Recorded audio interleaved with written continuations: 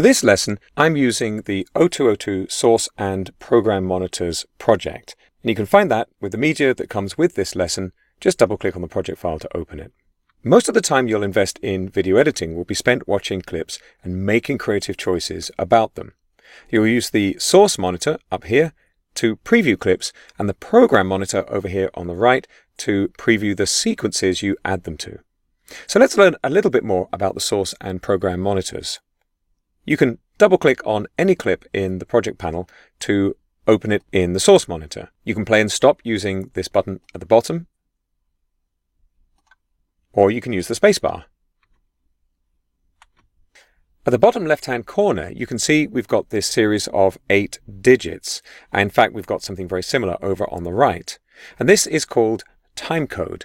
It's measuring where we are in the clip in terms of hours, that's the first number, minutes, seconds, and individual frames. I can tell by looking at the bottom right-hand corner here the duration of the clip. It's 0 hours, 0 minutes, 13 seconds, and 14 frames long. But the bottom left-hand corner is telling me where I am relative to all of the media that the camera recorded originally. It's pretty common for professional camera operators to begin at different hours. We weren't 6 hours and 42 minutes into this shot.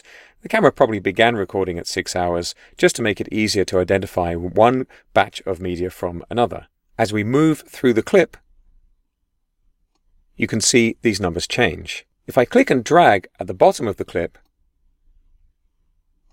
I can move to view different parts of it. This can be a quick way of familiarizing yourself with your media, and in fact, clicking and dragging in this way is called scrubbing. If you want to move through the clip more precisely, you can use these 1 frame forward and 1 frame backwards buttons. You can also use the arrow keys on the keyboard. Here's the right arrow and the left arrow. It's quite possible you won't want to use all of a clip. Sometimes you'll have a very long recording where you only want 5 or 10 seconds. And you can tell Premiere Pro which part of the clip you want using special marks. These are called in or out marks. The in mark is the beginning of the part you want, and we can add that mark by clicking the Mark In button right here. And I'll move my playhead a bit later in the clip and click the Mark Out button to specify the end of the part that I want.